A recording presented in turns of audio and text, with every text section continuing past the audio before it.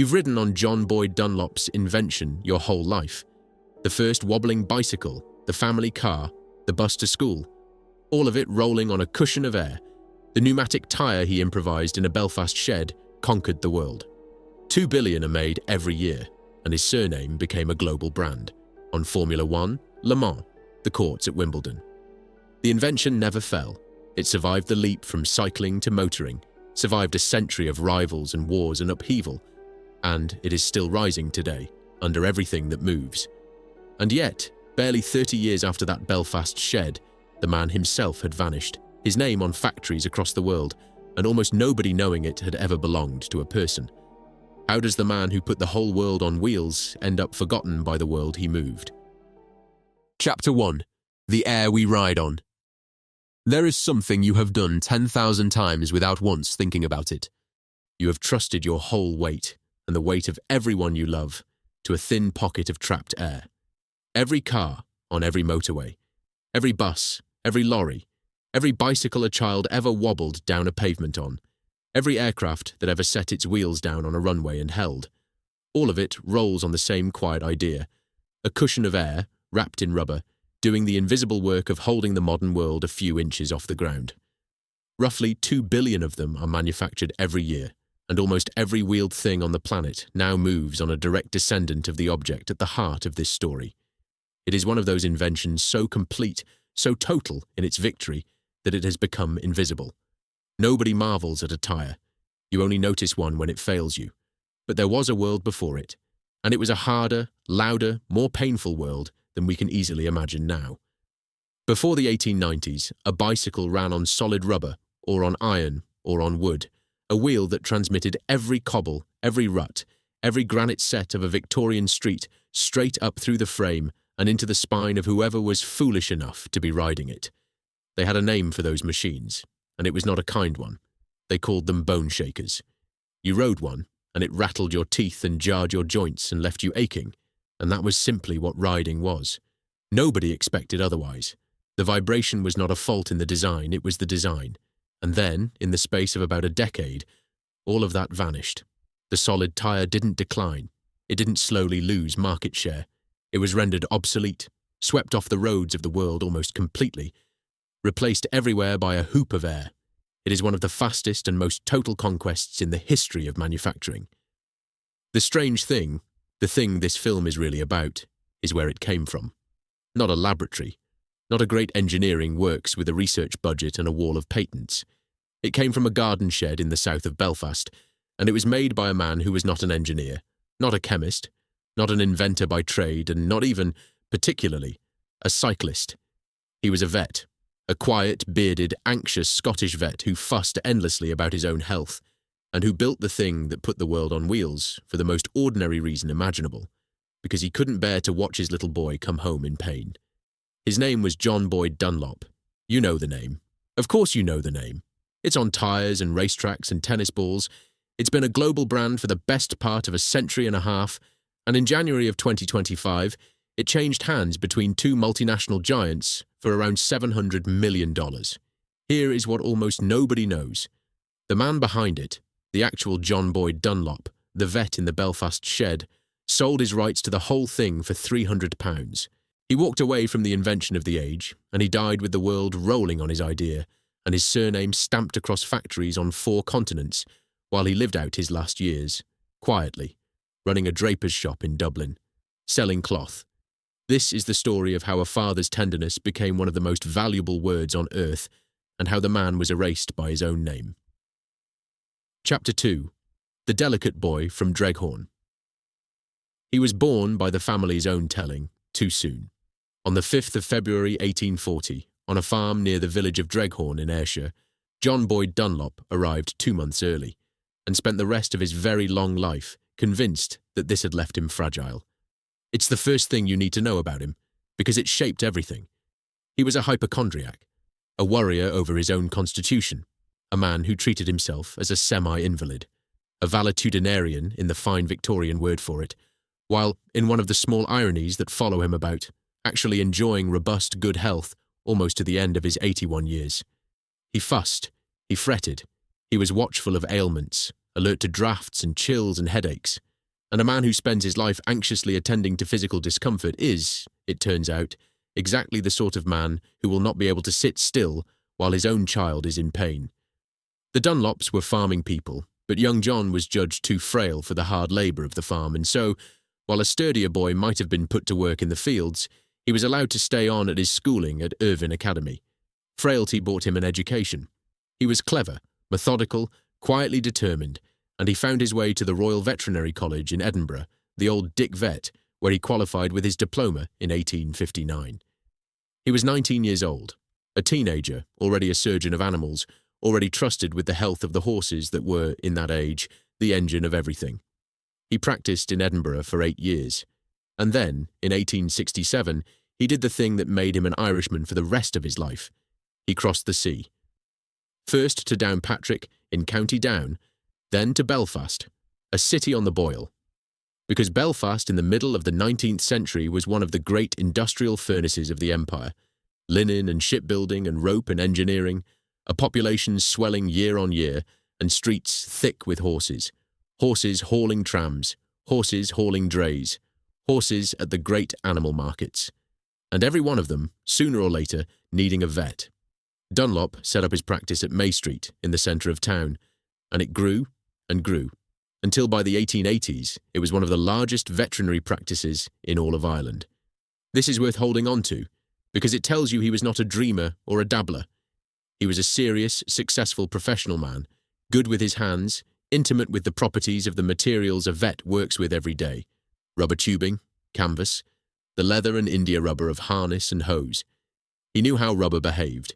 He knew how to cut it, glue it, shape it. That knowledge was sitting in his hands, waiting, and he had no idea what it was for. He was, by every account, a gentleman. One who knew him described him as diffident, mild-mannered, but quietly confident in his own abilities. The temperament, really, of a good vet.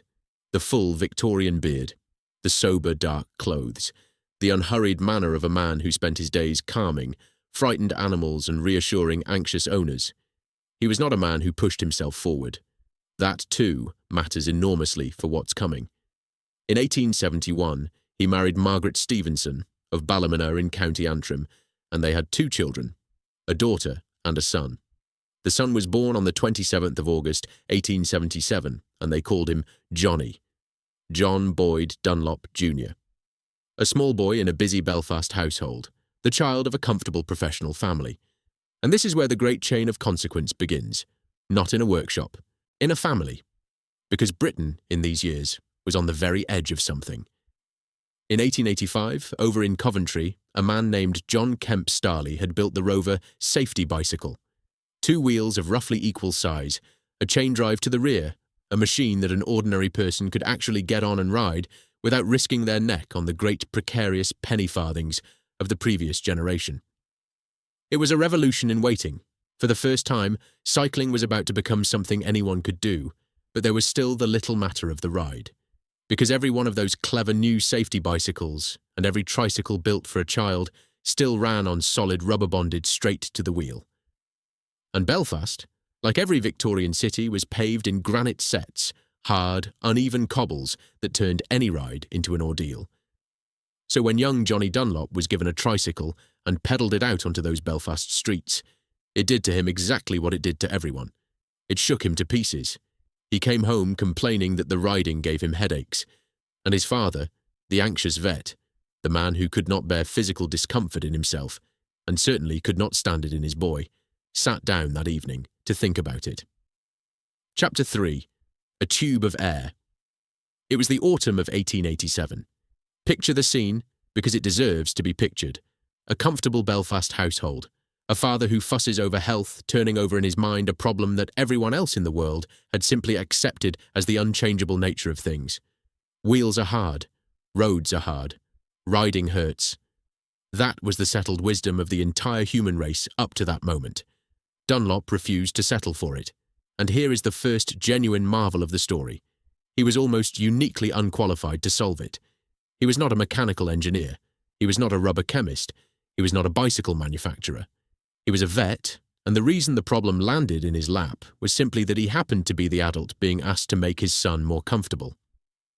The most consequential transport invention of the industrial age was about to be made by a rank amateur working alone at home, from first principles, because he didn't know it was supposed to be impossible. His idea was disarmingly simple. If a solid wheel is hard, make the wheel soft. Not soft rubber. Softer than that. Fill it with air. He went out to the shed. He took thin sheets of rubber and he glued them into a tube.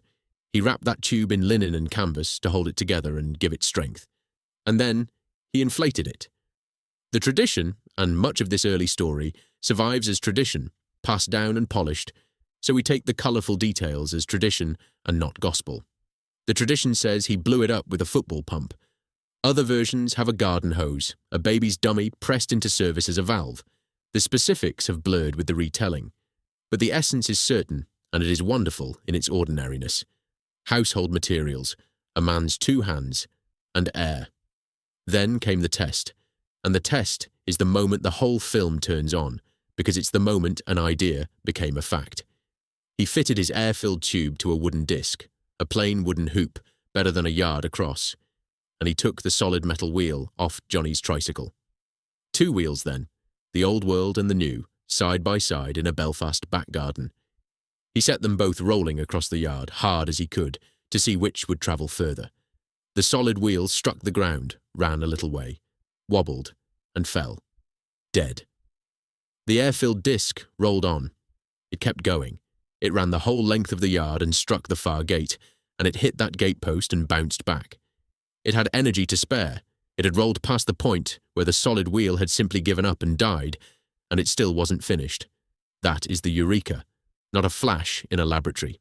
A wooden hoop bouncing off a garden gate, watched by a bearded vet, who, in that instant, understood something the rest of the world did not yet know. He moved quickly now. He fitted his pneumatic tyres to both rear wheels of Johnny's tricycle, and the boy, who'd come home with headaches, now had the smoothest ride in Belfast. Then Dunlop scaled the idea up to a full-sized bicycle, and in his own words, the results were even more startling. He took a machine out to the Cherryvale sports ground in South Belfast and tried it properly, and what he found was that the air tyre didn't just cushion the ride, it was faster, much faster, because a solid tyre wastes energy. It deforms and drags at every contact with the ground, and never gives that energy back. An air tyre flexes and returns the push, rolling over the small bumps rather than fighting them. Comfort was what he'd set out to build. Speed was the accident that would change the world. Think for a moment about why. A solid tyre meeting a cobble has nowhere to put the shock, so it fights the bump, it shoves back, it judders, and every one of those little collisions steals a fraction of the rider's effort and throws it away as noise and jolt. A cushion of air does the opposite. It gives way at the bump and springs back after it, swallowing the collision and returning the energy to the road. The solid wheel spends its strength arguing with the ground. The air wheel makes peace with it, and a man who is not fighting the road all day goes faster and further and arrives without his teeth rattling, which is exactly what Dunlop had stumbled into, without a single equation to explain it. He was not a physicist. He had simply built the thing and watched it work, and trusted his eyes. On the 23rd of July, 1888, John Boyd Dunlop applied for a patent, number 10607. It was granted on the 7th of December that same year. And in that patent, he did something else that has quietly outlived him. He took a rather stiff scientific adjective and put it to commercial use for the first time. He called his invention pneumatic, the word we've used ever since. Now, and the record here is honest about its own edges, so we'll be honest too. There's a small tangle of dates in the sources, 1 or 2 of them placing the application later in that year. It's the kind of minor discrepancy that clings to any story reconstructed from fragments a century old, but the shape is certain. In little more than a year, a Belfast vet had gone from a boy's headache to a granted patent on the most important wheel in human history. There was only one problem, and it was a problem inside the man himself. John Boyd Dunlop did not believe in it. He would say, later, that he could see no prosperous future in his own discovery. He thought it was a nice solution to a small domestic problem. He had, in his shed, one of the great fortunes of the coming century, and he genuinely could not see it. He would need someone else to see it for him. and that someone was about to be sitting in a crowd at a cycling race, watching his own sons get beaten. Chapter 4. The race that changed everything. Here is the thing about a great invention that nobody believes in. It needs a witness. It needs one public, undeniable, embarrassing demonstration that stops the mockery dead. And Dunlop's tyre got its witness on a spring afternoon in Belfast in 1889, in the person of an ordinary club racer named Willie Hume. Because make no mistake, the mockery came first. When Dunlop's fat, air-filled tyres first appeared, the cycling establishment jeered. Serious racing men rode on slender, hard tyres, the thinner, the better, in the settled wisdom of the day. And here was a set of bulging, swollen rubber tubes, ridiculous-looking things that the sneering called mummy tyres, or dismissed as fat sausages wrapped round a wheel. They looked slow. They looked heavy. They looked to a man who prided himself on the elegance of a good racing machine, faintly absurd. The received wisdom of the entire sport was that a narrow, hard tyre was fast and a fat, soft one was a joke. No self-respecting racer would be seen on them, and most said so, loudly, before the racing started. Then the racing started. William Hume would. Hume, born in Belfast in 1862, captain of the Belfast Cruisers Cycling Club, was not a champion. That's the whole point of him. He was a decent, unremarkable club rider, the sort who finished races without winning them. But he'd seen something, or guessed something, and in the spring of 1889, he became the first member of the public ever to buy a bicycle fitted with Dunlop's pneumatic tyres. The machines were built by a Belfast firm, Edlin and Company, and on the 18th of May, 1889, at the Queen's College Sports, held on the cricket grounds at Cherryvale, Willie Hume lined up against riders on the finest solid tyres money could buy. He won, and then he won again, and again, and again, all 4 cycling events of the day. An ordinary rider on a strange-looking machine, beating better men, comprehensively, race after race. Then he took his bicycle across to Liverpool and did nearly the same thing to the English racing scene, taking, by one contemporary count, 7 of the first 8 races, in which a pneumatic tyre had ever been ridden. You cannot argue with that. The jeering stopped because the results were not close. The air tyre wasn't a little better.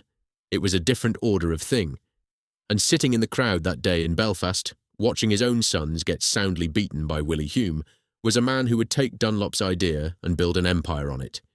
His name was Harvey de Cross. If Dunlop was the gentle vet who could not see the value of what he'd made, de Cross was his exact opposite, his necessary opposite. A driven, combative, commercially ferocious man, president of the Irish Cyclists Association, and by temperament a fighter. He'd been a boxer in his youth, and he brought the same appetite to business. Where Dunlop looked at his spinning wheels and saw a clever fix for a headache, de Cross looked at Willie Hume flying past his defeated sons and saw a fortune turning on an axle. He saw the future, and he moved to own it. The approach to de Cross came through 2 Dublin cyclemen, William Bowden and J.M. Gillies, who were associates of Dunlop, and by this point, Dunlop, disbelieving as ever, had already informally signed his rights over to Bowden. That detail is going to matter enormously later. Hold on to it. The inventor had already begun, quietly and willingly, to let the thing go. On the 18th of November 1889, in Dublin, they incorporated a company to make the tyres. Its name was a mouthful, the Pneumatic Tyre and Booth's Cycle Agency Limited, and its structure told you everything about who held the power. De Cross demanded, and got, complete control. From the very first day, the arrangement was built so that de Cross ran the business and Dunlop was ornament. His name, his face, his story, the brand, but not the command. Commercial production of cycle tyres began in Belfast late in 1890, and then in Dublin, at a factory on Stephen Street Upper, a site marked by a plaque to this day. But the fumes of rubber manufacture did not sit well with the neighbours, and Dublin Corporation moved against them, and so in 1891 the making of the tyres was shifted across the water to Coventry, that same Coventry where Starley had built the safety bicycle, the English Midlands, the beating heart of the cycle trade, and soon of the motor trade. The tyre had found its home, and the business simply took off, because it turned out that the world had been waiting for this without knowing it. Every one of those clever new safety bicycles was crying out for a soft wheel, and here it was. There was a legal quirk that shaped the empire's early spread, and it's a lovely one. To hold a patent in a foreign country, a company often had to actually manufacture there. So the Tyre didn't cross borders purely for the sake of scale. It crossed them for the sake of the law. 4 of Ducroz's 6 sons were dispatched across Europe and to America to plant factories on foreign soil. One young Ducroz after another sent out to hold a patent by making rubber in a strange city. A family firm spreading a Belfast vet surname across the map, one son at a time. Everything was rising, everything except the standing of the man whose name was on the door. Chapter 5. The Freedom Machine. To understand what the pneumatic tyre truly did, you have to stop thinking about rubber and start thinking about freedom. Because for one glorious, giddy decade, the 1890s, this quiet Belfast invention did something no piece of industrial engineering had ever done before. It set ordinary people loose. Think about how the Golden Age arrived, and how completely. Bicycle production in these years didn't grow, it exploded. Something like 200,000 bicycles a year were being made at the end of the 1880s. A decade later, the figure had passed 1 million, as the safety bicycle and the air tyre, arriving together, turned a rich man's toy and a daredevil's stunt into a machine that a shop clerk or a schoolteacher could own and ride.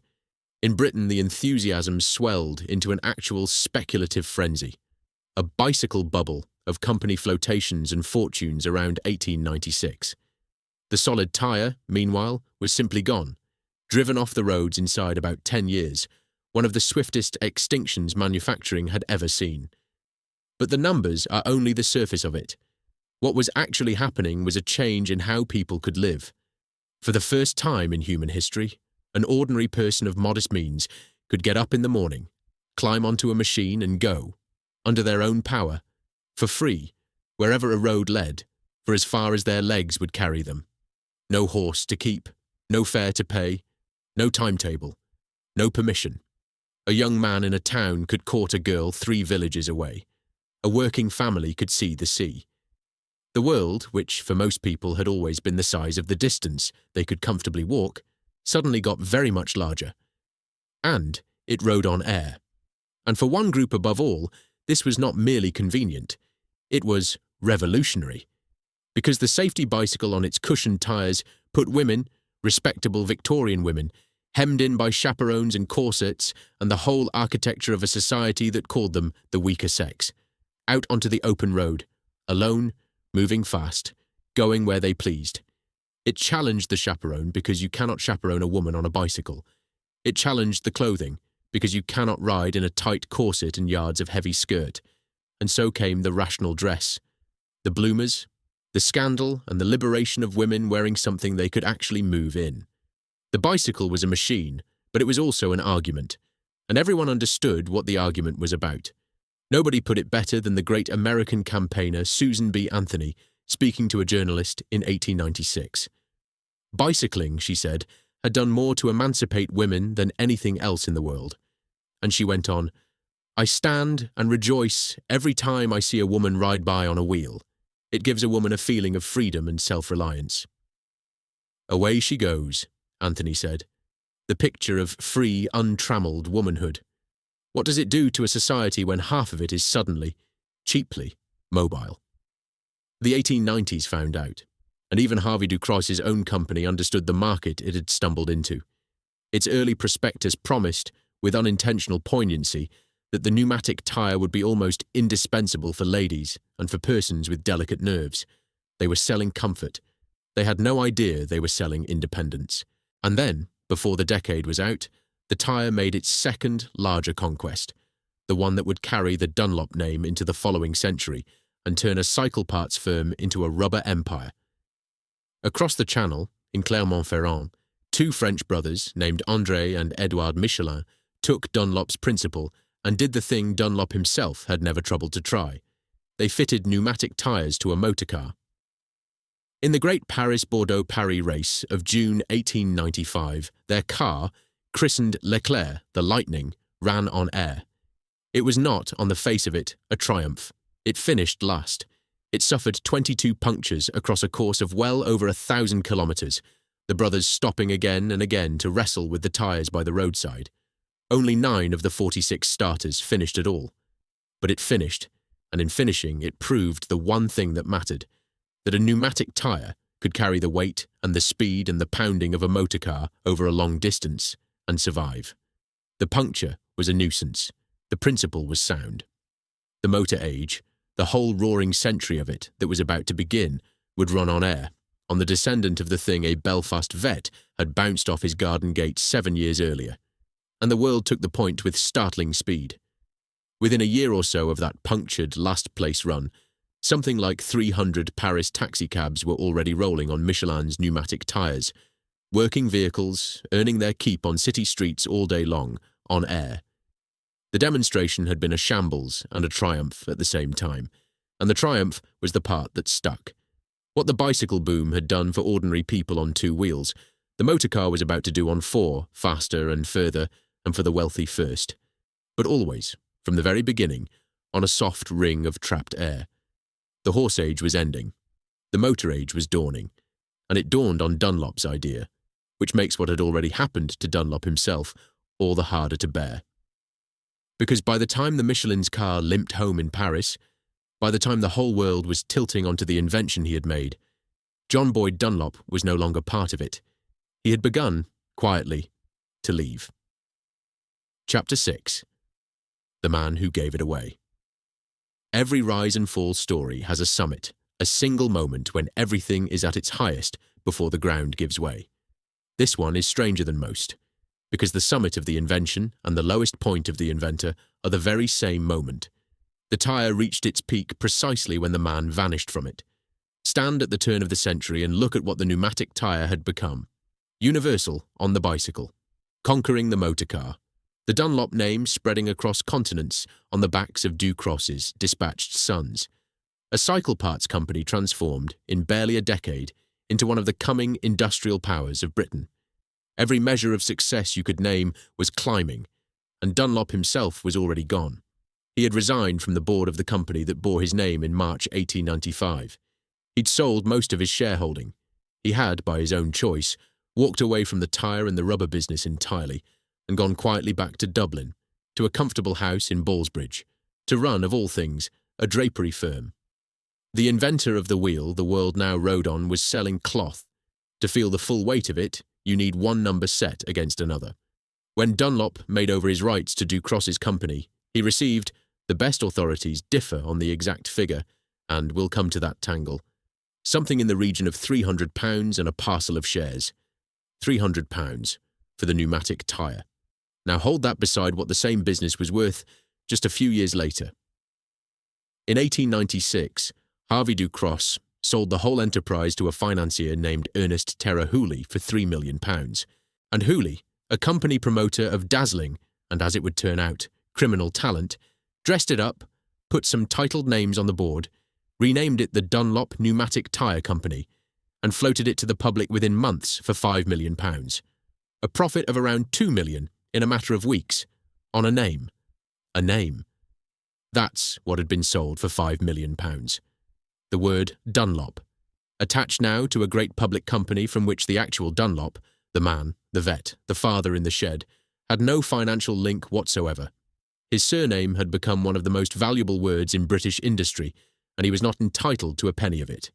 He had taken £300 and gone to sell drapery, and his name had gone on to be worth £5 million and rising, and the two had parted company forever.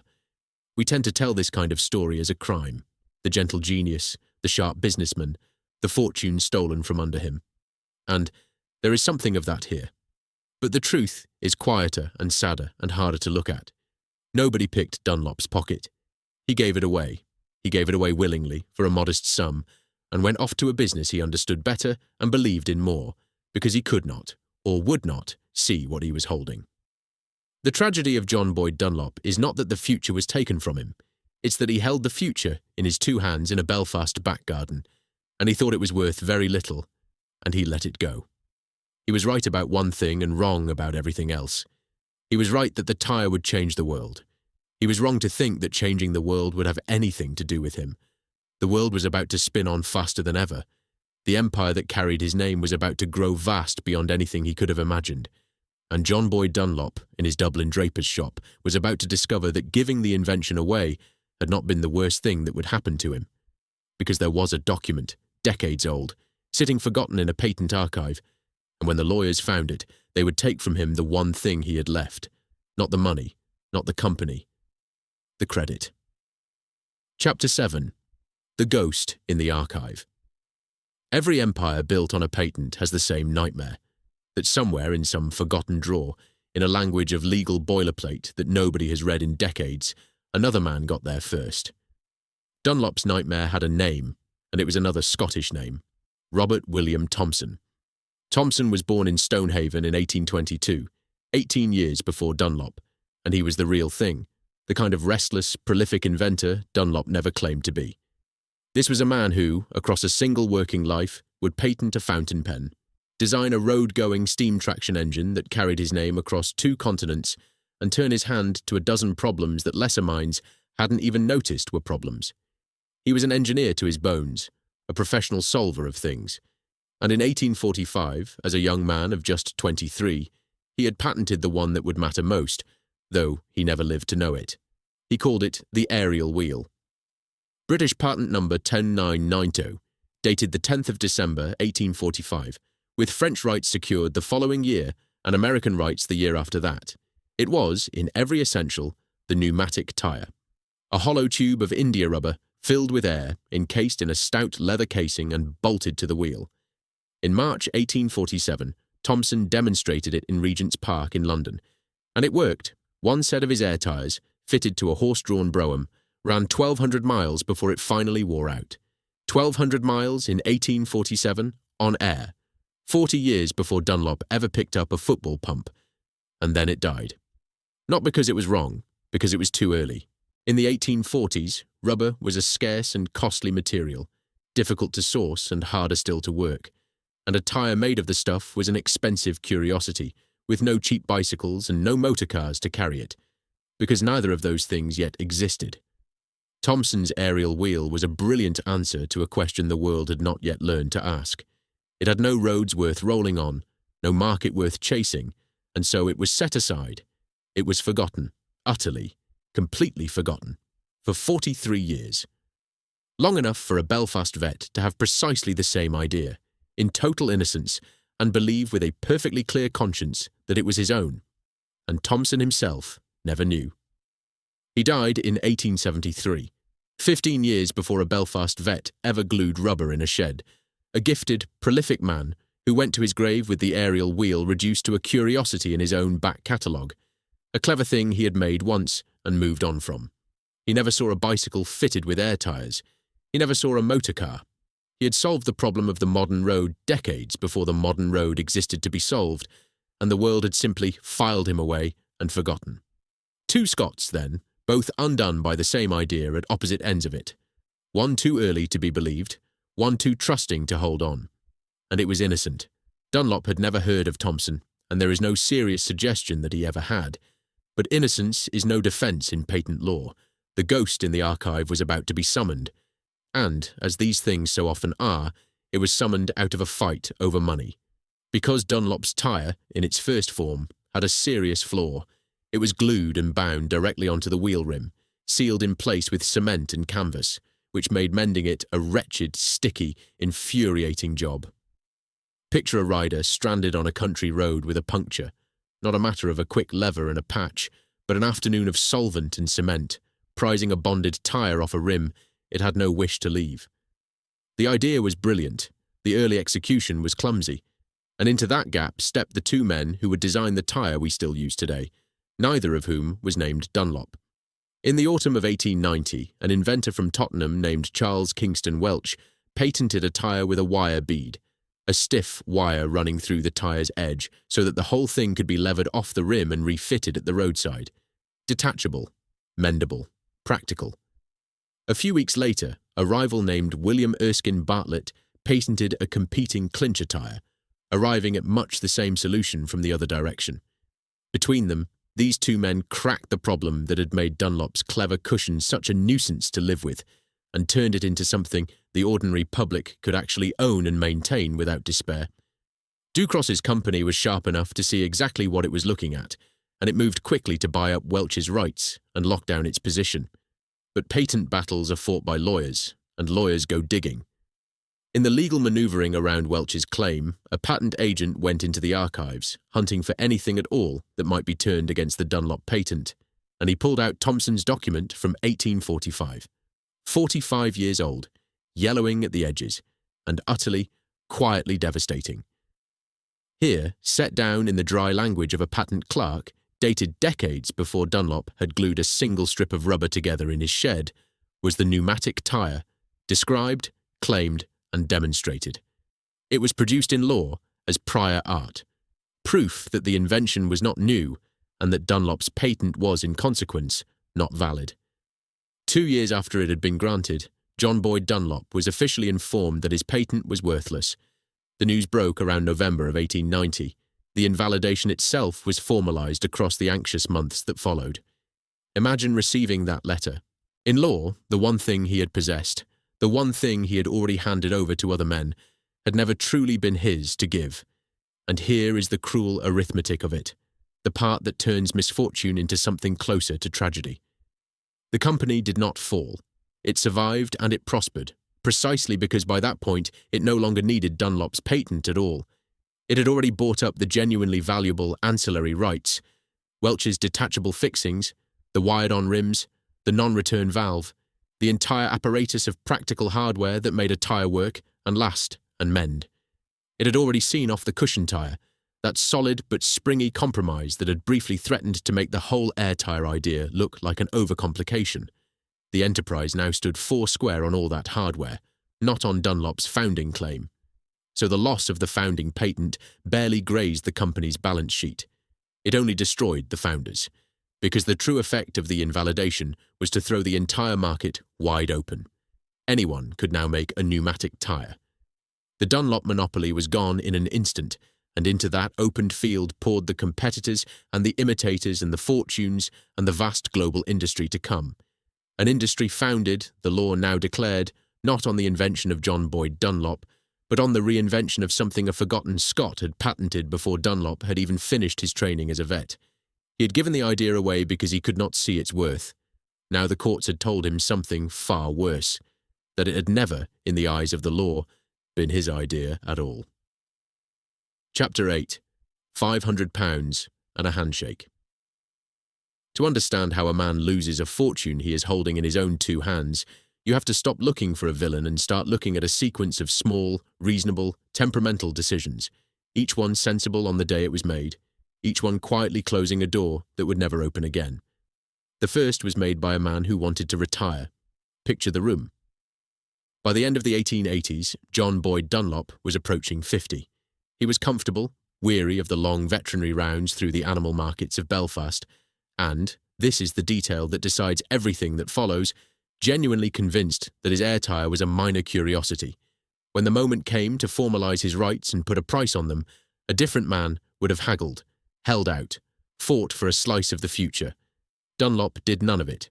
Indeed, he had already, informally, made his rights over to a Dublin cycle agent named William Bowden before the company was even properly formed, signing the thing away almost absent-mindedly, the way you might hand a neighbour a tool you never expected to need again. And it was not Ducross who came looking for Dunlop, but a pair of Dublin cycle men who saw the value before either the inventor or the tycoon did. Bowden and an associate named J.M. Gillies were the ones who recognised what was spinning past them at those early races, and who carried the idea to the president of the Irish Cyclists Association, the man with the money and the appetite to build on it. So the chain of hands the invention passed through, before it had made a single fortune, was already 3 or 4 links long, from Dunlop to the Dublin agents, to Ducross, and onward. At every link, someone saw a little more of the future than the man before him, and the man who had actually made the thing saw the least of all. Here the record splits, and an honest film has to show the split rather than pretend to a certainty that does not exist. The most careful modern account puts the price Dunlop received at £300 and 3,000 shares in the new firm. The older biographical record, compiled in the 1920s, speaks instead of a moderate sum and 1,500 shares, against a total company capital of £25,000. Other sources describe him as holding something like a fifth of the business outright. The precise figures are lost now in the fog of a century and a small firm's hurried early paperwork. But the shape is not in doubt, and the shape is the whole tragedy. A man who might have owned the tyre industry took a settlement and a handshake because he was thinking about his retirement and he simply did not want the fight. He was pricing a remedy for a child's headache. He had no idea he was pricing the 20th century. The second decision was not truly his to make, but he let it be made, and letting it be made was itself a decision. When the company was structured in November 1889, Harvey Ducros laid down his terms, and his terms were absolute: complete control or nothing. This was a man who had been a boxer in his youth and had never really stopped being one. He came at a negotiation the way he had once come at an opponent in the ring, and he wanted the whole enterprise under his own hand, with no partner able to check him. And Dunlop, mild, diffident, allergic to conflict, simply agreed. It seemed the sensible thing to do. Ducros was the businessman. Let the businessman run the business. But the consequence was permanent, and it was uncanny. Dunlop's name went onto everything. His grave, bearded face was turned into the company's trademark, printed and stamped and hung across the world, on letterheads and advertisements and the sides of buildings. He became, in the most literal sense, a man-can, a logo, a picture and a signature on an enterprise he had no power whatsoever to steer. Ducros, meanwhile, set about building the empire in earnest, and he installed his own family at its very heart. His son, Arthur Ducros, became general manager of the business in 1892 and would climb from there to run the whole concern. And the elder Ducros expanded it partly through a quirk of law that tells you everything about the age. To hold a tyre patent in a foreign country, a firm often had to be seen to manufacture there in person. So he dispatched 4 of his 6 sons across Europe and to America, one after another, each young man sent off to plant a factory in a strange city and hold a patent by making rubber inside it. A family firm spreading a Belfast vet surname across the map of the world, one son at a time, while the vet himself sat quietly in Dublin, holding a certificate of shares and no authority at all. The third decision came when the ground gave way beneath him. Faced with the news that his founding patent was void, Dunlop had a choice, and it was a real one. He could fight, litigate his priority, contest the Thompson claim, go to war for a larger share and for the personal credit that was quietly draining away from him. Or he could stand back and let Ducros steer the company round the wreckage on the strength of the ancillary patents it had so wisely bought. He chose to stand back. He did not fight, and so the business was rescued. For Ducros, while Dunlop's own standing shrank a little further. It was not cowardice. It was character. He was a man who had spent his working life calming frightened animals and reassuring their anxious owners, patient and gentle by trade and by temperament. He was not built to spend years in a courtroom in the company of aggressive men, battling over a thing he had never rated in the first place. Which brings us to the fourth decision, and the one that cost him everything by the narrowest possible margin. On the 16th of March, 1895, John Boyd Dunlop resigned from the board of the company that bore his name, sold off most of his remaining shares and walked away from the tyre trade for good. His reasons for going, the best authorities are scrupulously honest about, and so we will be too. They were never made public. The story everyone repeats is that the gentle vet simply could not stomach Ducros' robust, combative way of doing business, that the animal doctor and the prize-fighter were temperamentally too far apart ever to last as partners. It is a good story, and it may very well be true, but it is tradition, not documented fact, and it deserves to be treated as such. What we know for certain is only the timing. He got out in the spring of 1895. He was tired, he was well provided for, and he had never believed in the thing anyway. It must have felt, on the day, like the sensible closing of a chapter. And in 1896, the very next year, the fortune arrived. It arrived in the person of Ernest Terror Hooley, and if this story wanted a grotesque punchline, history obligingly handed it one. Hooley was a company promoter of dazzling and utterly unscrupulous gifts, a man who floated great British names onto the stock market for enormous personal profit. Bovril passed through his hands. So did Schweppes, so did the Raleigh Cycle Company, and the Singer concern. He was, to put it without ornament, a serial fraudster, and over the course of his long career he would be declared bankrupt 4 separate times and imprisoned twice, before dying penniless in 1947, having handled more money and kept less of it than almost any man of his generation. In 1896, Hooley bought the entire Dunlop business from Ducros. Then, with the help of a professional promoter named Alexander Merrick Broadley, he did the thing he did better than any man alive. He dressed the company up. He garlanded its board with titled aristocrats, lords and baronets, whose names meant nothing whatever about tyres and everything about respectability, to reassure a trusting public. Window dressing, in the cheerful language of the trade. He renamed the whole thing the Dunlop Pneumatic Tyre Company, and he refloated it to investors within a matter of months. Ducros had reaped what Dunlop sowed. Now Hooley reaped what Ducros had reaped, pocketing a profit measured in the millions, made in a matter of weeks, out of nothing at all but a name and the public's faith in it. Sit with what that name now was. One of the most valuable words in all of British commerce, attached to a great public company, spreading across continents, destined to become one of the true industrial giants of the coming century. And it belonged, in every way that mattered, to a convicted fraudster who had never once met the man it was named after. Floated on the strength of a reputation built entirely by a Belfast vet, who by then had no financial connection to any of it, and who had taken his modest settlement and gone quietly home to Dublin. 5 men, in the end, shaped the fate of John Boyd Dunlop's fortune. Dunlop himself, who gave it away because he did not believe in it. Ducros, who demanded control and kept it and handed it down to his sons. The lawyers, who dug up Thompson and voided the patent. Hooley, who turned the name into paper and the paper into a fortune. And standing silent behind them all, the long-dead Thompson, whose forgotten document had made the whole legal unravelling possible in the first place.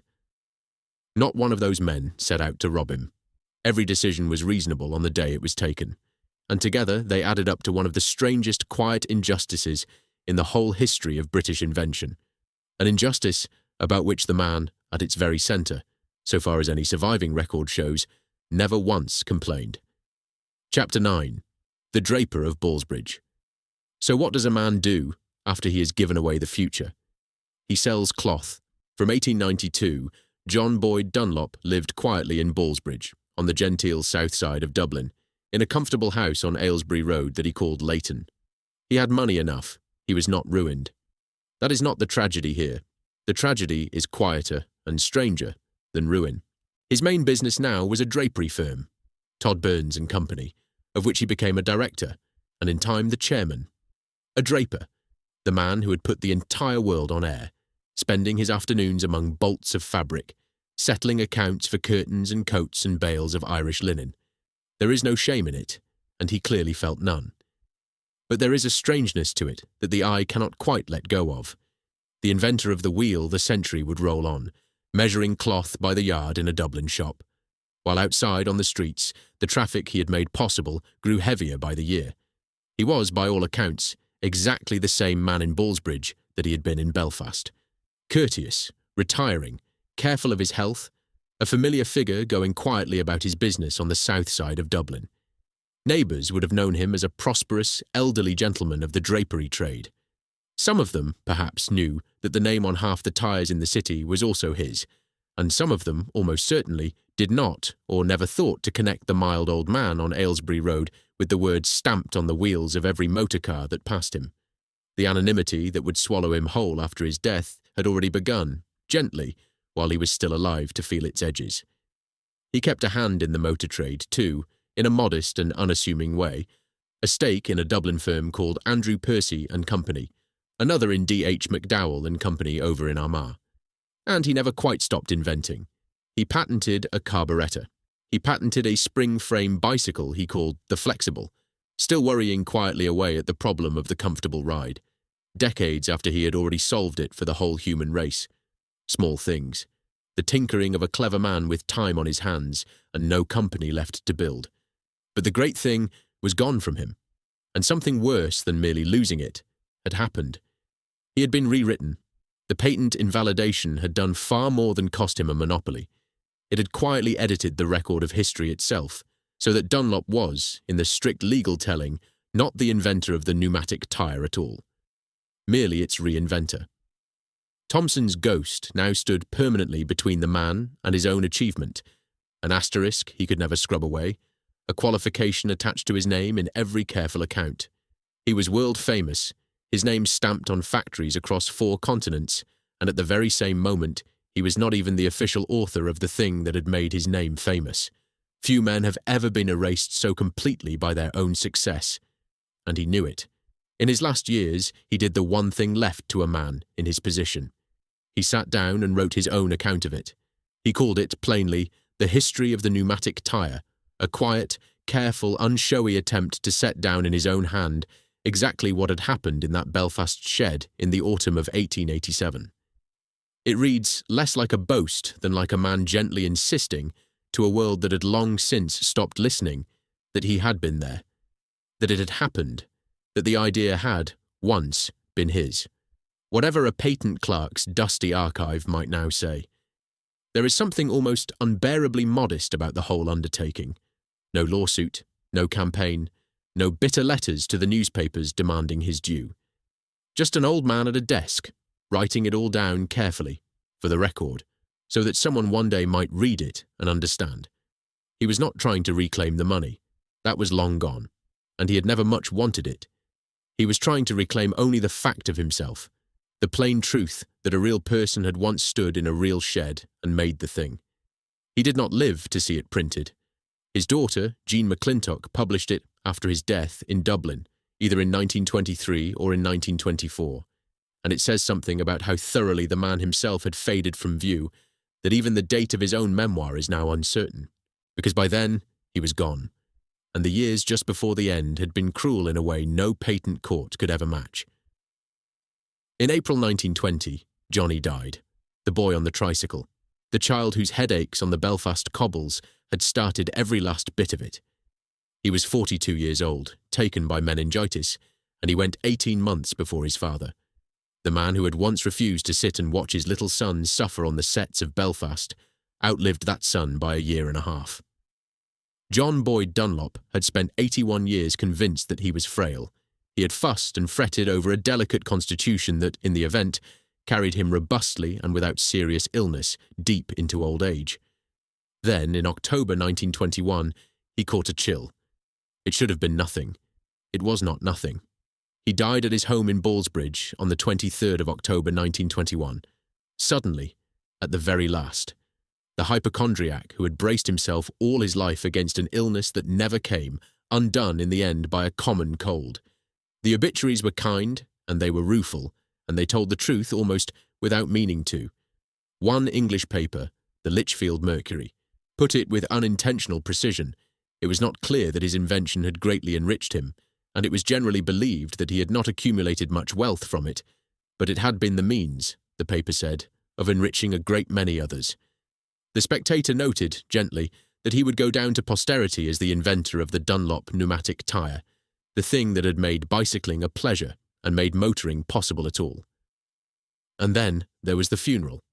In Dublin, on the day they buried him, the motor traders of the city closed their premises. All of them. The Freeman's Journal recorded the scene. For the hours occupied by the funeral, the whole motor trade of Dublin stopped its business and shut its doors, and the cortege that wound out to Deansgrange was a very large one. The entire industry his invention had summoned into being. The garages, the dealers, the agents, the mechanics, the men who made their daily bread from wheels that rolled on air, closing up shop, as one, out of respect for the quiet old draper being carried to his grave. The trade he had made, saluting the man it had forgotten. And for one afternoon in Dublin, the man and the name were briefly the same thing again.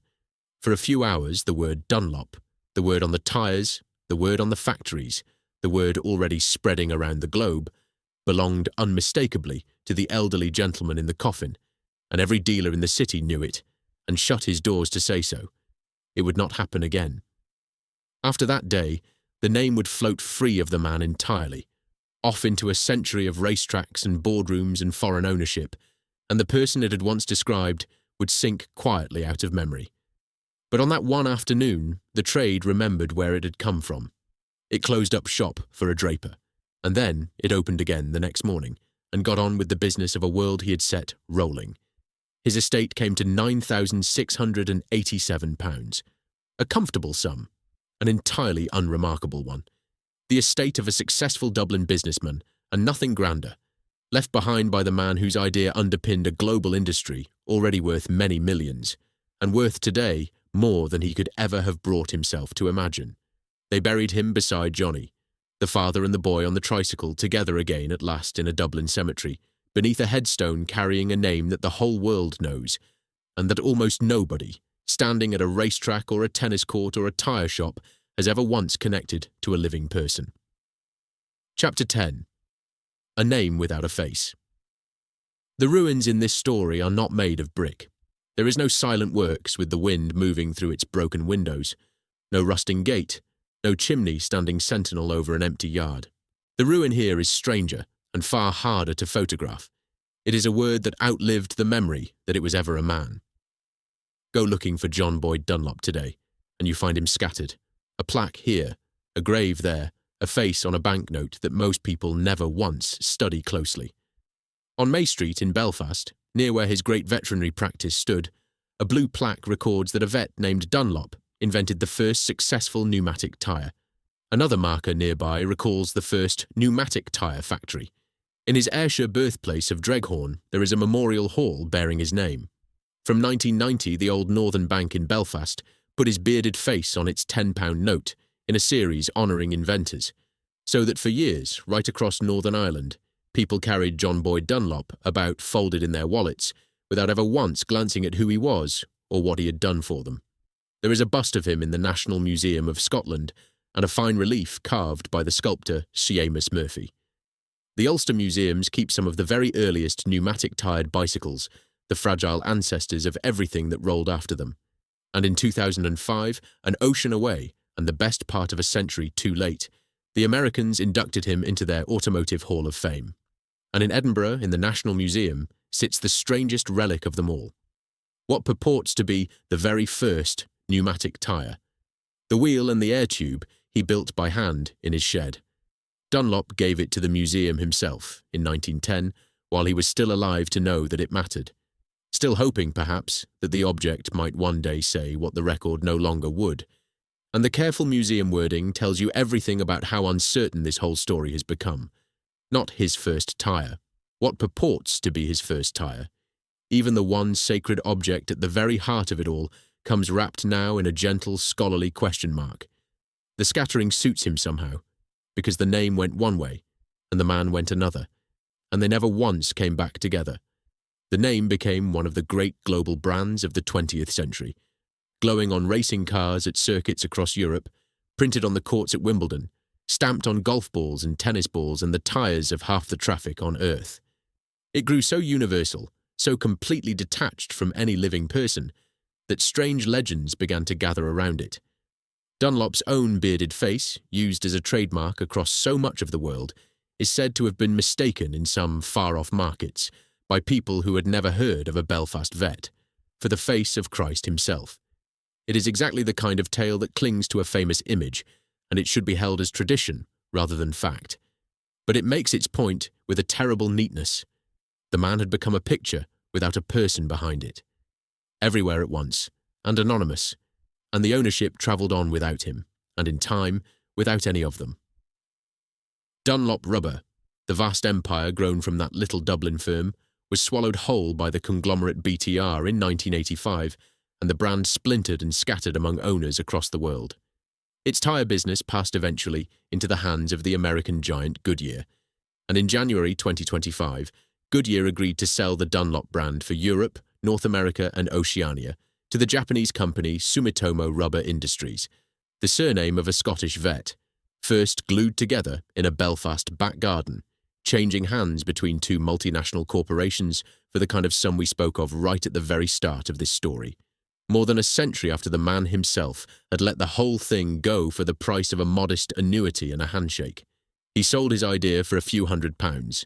His name, long after he was past all caring, sold for a fortune he was never any part of. Tonight, somewhere, The word Dunlop is glowing on an advertising hoarding at a floodlit racetrack, watched by a crowd of thousands, not one of whom has ever paused to wonder whether it might once have belonged to somebody. And, in Dean's Grange Cemetery, in the quiet south of Dublin, the man who made it lies beside his son. Chapter 11. What Remains? Here is the final, quiet truth of it. The invention never fell. In a series about the fall of great things, this one thing simply refused to. The pneumatic tyre rose, and it kept on rising, and it is rising still, around 2 billion of them manufactured every year, under everything that moves. It won so completely, so totally, that it vanished into the ordinary furniture of the world, unremarked, unnoticed, holding every one of us a few soft inches off the hard ground.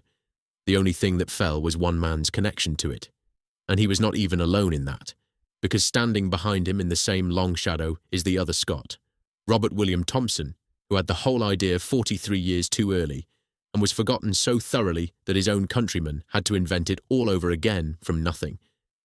The museums have begun, gently, to set that right. National Museums Scotland now states plainly that Thompson was the rightful inventor of the pneumatic tyre. Two men from the same small country, who between them handed the world the wheel it rolls on, and who were both, in the end, erased as people, even as their idea conquered the earth. One forgotten because he came too soon, the other buried alive inside his own brand name. What do we owe a man like John Boyd Dunlop? Not pity. He lived a long, comfortable, gently prosperous life, and he asked the world for nothing. Perhaps we owe him only this, that for the length of one film, the noun becomes a person again. That Dunlop stops being a word on a hoarding and goes back to being a diffident, bearded vet in a Belfast shed on an autumn evening in 1887, patiently gluing strips of rubber into a tube because his small boy had come home with a headache and he could not bear to see it. That was all it ever was, at the beginning. Not an empire, not a fortune, not a brand worth £500 million a century on. Just a father and a sick child and an act of ordinary tenderness that happened, entirely by accident, to move the whole world. So the next time you take a smooth mile of road, in a car, on a bus, on a bicycle, on any wheel at all that rolls without shaking the bones the way the old Boneshakers once did, you might remember, just for a moment, where the softness beneath you came from. It came from a man who gave it away because he never once understood what he had, and we have all been riding on his kindness ever since.